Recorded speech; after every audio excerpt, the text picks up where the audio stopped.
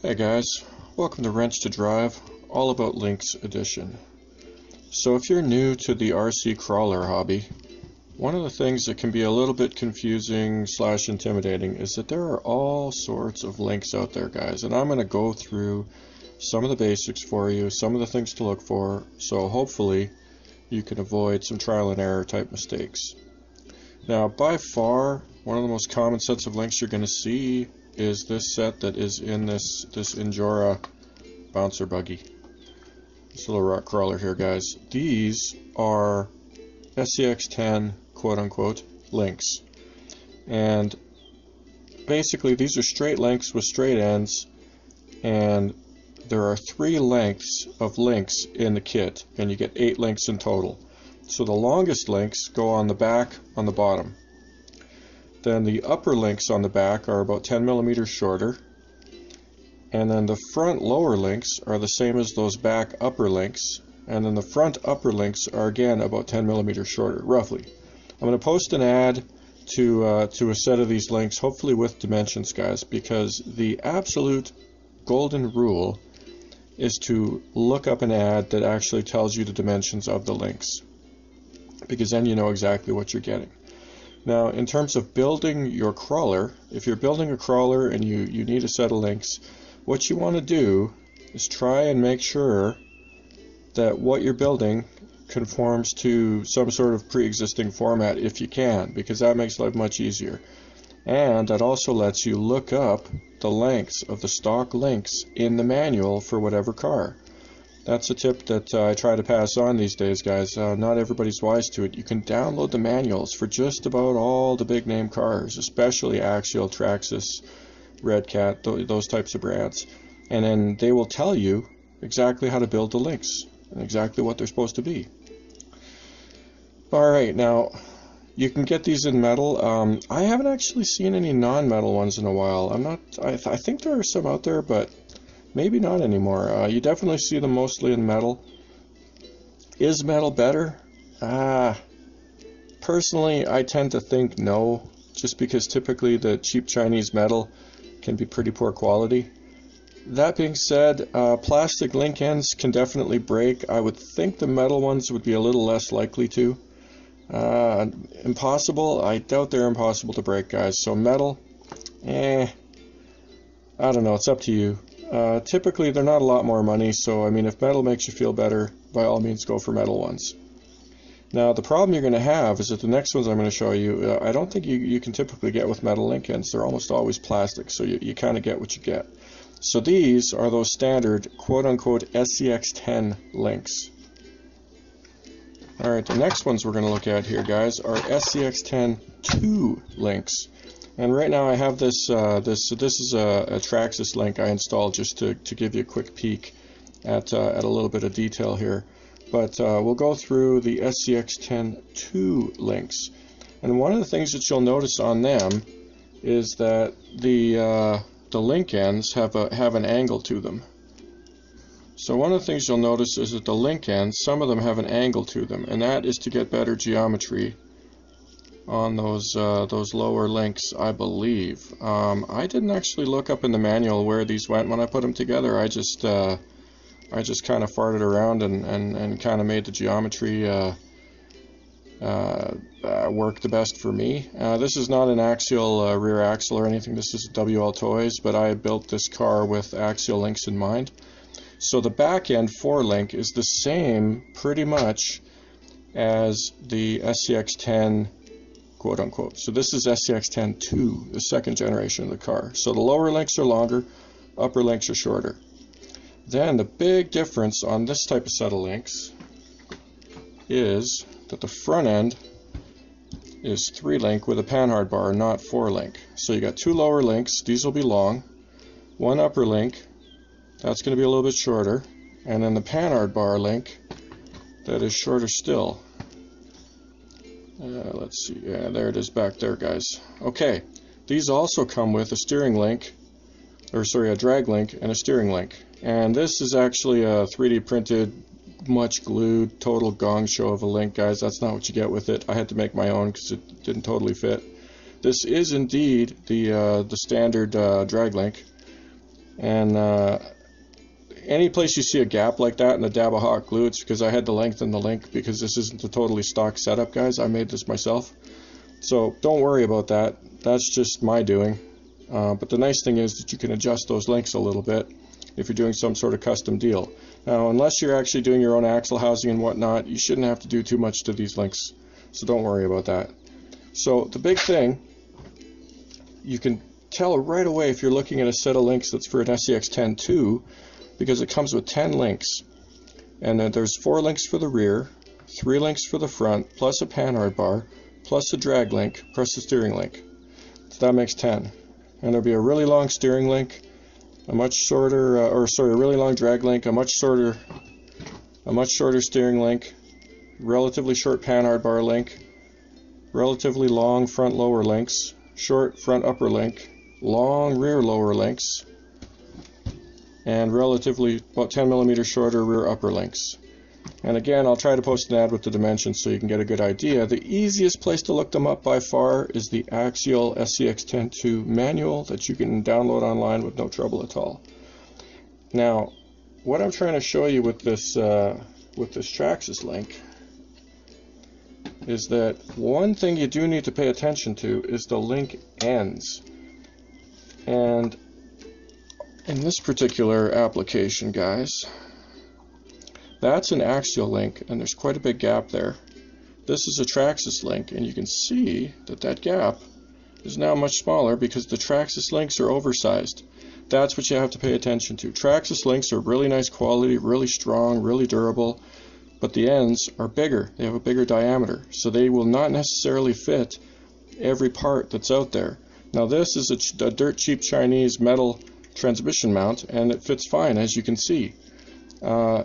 One place I can tell you that Traxxas links do not fit is Redcat Gen8 axles.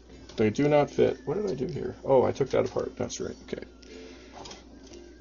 Alright, so that's what you need to pay attention to.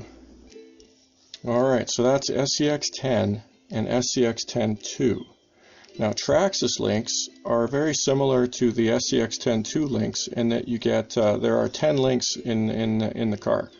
4-link rear end, 3-link front end with a panhard bar, and the steering link, and the drag link that goes from one wheel to the other.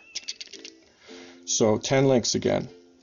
Now, typically, if you buy a set of Traxxas links from someplace like JRC, they're not going to include the drag link and the steering link, because those they sell with an axle. So you're only going to get the links that you need for the suspension. If you see a set, that's something to pay attention to. Do you get all the different links? You may not. That's something you need to definitely think about. Alright guys, so the Redcat Gen8 is the same setup as an SCX10 II. It's basically a modern setup. 4-link rear end, 3-link and a panhard bar up front. The big difference in Redcat links is these pivot balls. Notice how there's an end here? That is not a spacer. That is part of the pivot, as you can see. So these links are not going to work with other vehicles, right? And one place you need to pay attention to is the axle mounts. I can't remember why I put this together this way. I think I wanted to give it a jacked up look, so I used the holes that are, I'm not sure if they're intended for this purpose or if they're intended for sway bars, but I used the upper holes. It lifts up the vehicle a little bit. If you use the lower holes, you don't have as much room. See that big gap there? I'm trying to get a good look at it. See, there's a big gap. So the Traxxas links work with that upper spot. They don't work with the lower spot because this gets in the way. This it rubs on here. You can get around that just by grinding a little bit off of the Traxxas links, because I have put that to the test. Now, one tip: if you have a Redcat and you want to use some other sort of links, nothing to worry about too much. You need to make yourself some spacers. But the nice thing about the Redcat is if the links are not the perfect length, the Redcat has 3 positions, 5 millimeters apart each, because you can adjust the wheelbase. That also lets you adjust if the set of links you have does not conform 100% to the Redcat links geometry. And off the top of my head, I don't remember what the lengths to the Redcat links are, but you can obviously look that up in the manual. So keep that in mind, guys. Redcat slightly different. Better, worse, I'm not gonna judge. They've been super durable, so as far as I'm concerned, they're definitely not a problem. They work nice, and they've held up beautifully, so no complaints there.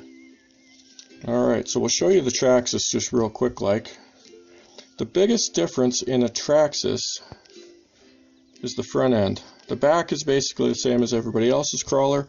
Notice the upper link on the front here.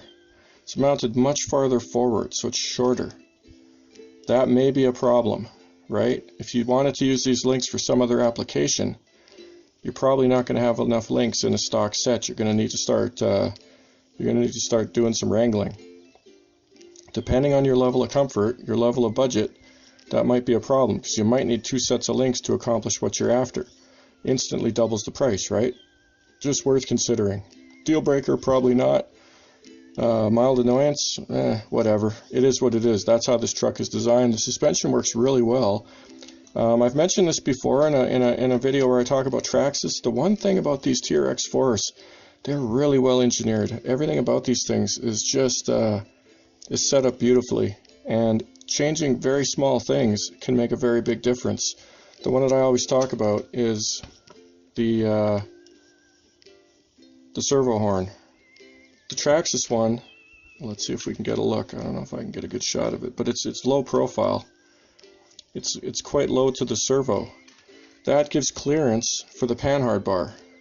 Hard to show here, but it lets you get full range of suspension travel.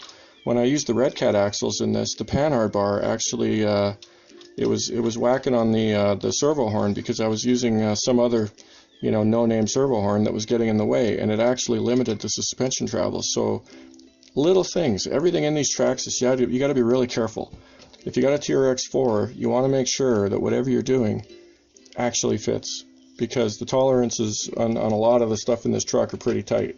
Now the rear end you definitely don't need to worry about. The back end is pretty much the same as any other crawler. I don't think you can go too far wrong, as long as you can adjust the links that you're using to the right length. Front end a little different, so keep that in mind. Alright, so those are the big things to watch for anytime you're looking for links. Biggest thing, is it a competition crawler style setup with 4-link front, 4-link rear, or is it kind of a modern 3-link and a panhard bar front end? Maybe even 4-link and a panhard bar in the rear. There's some funky setups out there in some more realistic type vehicles. This is my big box of links, guys, and I'm going to show you some link ends, because I did discover a problem. And there's a lot of link ends out there. I've seen a lot of people complain about the quality of some of them. And at first I thought people were really overreacting, because there's a lot of crybabies on the internet. But I want to show you a problem that I discovered, and I'll explain how to fix it. And of course, now I can't find one that's cracked. Aha, here we go.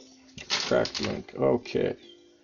So, what you have to watch out for with these links, guys, I found this out the hard way. You thread your M3 grub screw in there, and notice this one exploded. I went too deep, and the link cracked. It did not tolerate a grub screw being threaded into it. Alright, now I wasn't paying super close attention when I first started, so I don't want to claim that everything was just perfect. But after this happened, what I checked was, what is the diameter of that hole? Like, should this grub screw actually thread into that hole? And it sure seemed like it should. Now, I fixed the problem. Very simple. I went 1 drill bit size up, which, I was a little concerned, but I figured, well, we'll try one, because clearly they're all breaking. I drilled it out 1 size bigger, and then I threaded in a grub screw. And the drill bit for sure looked like, there might not be a lot of thread biting going on there after I'm done. Well, works fine. And off the top of my head, I wish I could show you which one it was exactly, but I don't remember.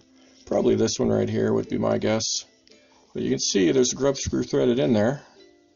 You can see it's not broken. And you could tell threading it in, much less resistance. Threaded in much easier. So, I don't know. Is that a scathing indictment of these cheap link ends? These were dirt cheap, guys. I believe a set was, I don't want to lie, but I think I got it under 10 bucks. And usually, you know, if you can get under $1 a link end, you're doing pretty good, which is just sad in my opinion. Like that's way too much money, but whatever, it is what it is. Now the other thing, some of you may have watched some of my other videos, and the grub screws that I use are specially bought. Typically the ones that come with link ends are 15 millimeter. The ones that I bought are 20 millimeter. And I want to say, I could have swore there were some 25s out there, and I'm almost thinking I got sent the wrong kind, because I know I bought the longest ones I could get, because what I wanted them for was specifically making longer link ends. And where these long link end, or these long grub screws are useful, is giving you more adjustment. And with the standard 15 millimeter ones, what you get a lot of times is play at the end. Like the link end will actually kind of wobble, because you don't have enough threads. You know, it's kind of loose. And you definitely want to tighten that up either with some Loctite or I use B7000 quite a bit. This is a semi-permanent glue. It's kind of like rubber cement. It's used for cell phones. So when you have a battery glued into a cell phone or the display glued in, it's this kind of, I don't know, it's kind of yellow. It makes a really thin layer. You put a little bit of heat to it and it'll let go. Even without heat, it lets go fairly easily. It's definitely semi-permanent. You squirt some of this in a hole, and it just gives a little resistance so things won't rattle loose. It's actually pretty sweet for that, as far as I'm concerned. I quite like it for that application. So if you got metal links and you're threading a grub screw in and it's a little loose or it's moving around, you might want to try some of this stuff if you have it kicking around. It's not super expensive. This is a great big tube. Typically from China, you can get one of these for less than 10 bucks. Locally, they tend to charge a lot more. There was actually kind of a shortage of this stuff early in the pandemic. You could not get your hands on it, and it had really gone up like 20 bucks a bottle, which is kind of crazy. Because I want to say the first tube I got, like this ginormous size, guys, the first tube I got, and this is 110 milliliters, was like 6 bucks. I mean, it was cheap. It was like giving it away. Now the other thing I've noticed is this stuff doesn't seem to be 100% uniform. Like some of it maybe isn't, you know, true B7000. Still basically works. So it's a bit of an adventure, guys, but I do like it for that purpose, like keeping screws from rattling loose and not being as permanent as Loctite. Actually, where I really like it is in those metal wheels with a million little screws. I just put a dab of this in each hole. I thread the screw in, and then they are much less likely to rattle loose. And Loctite's a little permanent, and a lot of those screw heads are not super durable, so that's something to pay attention to. Alright, so with metal links, you want to be careful. You want to use a longer grub screw if you can get your grubby little paws on them, pun intended. So if you Google grub screw or set screw or M3 screw on eBay, you should be able to find these relatively easily. I don't have a link for them anymore, unfortunately. That's a manufacturer I lost my bookmark to. But they're not super hard to find. Bit of a pain in the butt. I was happy when I found the supplier I found. All you want to do is get a supplier who's got a good rating, not a lot of negative reviews, and I mean, you can get 25 of these for well under $10. They're not super expensive, guys. So totally worth buying, in my opinion, if you're going to make custom links. Now, the pivot balls, the one thing you got to watch for, guys, is if you're buying Chinese stuff, a lot of times the quote-unquote stainless steel, not very stainless, they rust. It's a super common problem. Even nice ones tend to have issues sometimes. To me, that's why a place like JRC on eBay, buying a set of Traxxas links, even if all you want is the link ends, totally pays off. You know, because you know you're getting that nice Traxxas quality. It is what it is, my friends. Anytime you're buying stuff out of China, it's always a bit of a crapshoot. So I've got some that are indeed TRX4 style. You notice the big ball end on this is the end is much bigger. Oh, that reminds me. The other thing you got to watch out for, and I'll show you really quick here, the pivot balls, the flanged pivot balls. Notice these are 8.2 millimeters, these big ones. There's a 6.9 millimeter, 7 millimeter. And I want to say, let's see, I might not be fast. Oh, bigger, 7.2, so slightly off, right?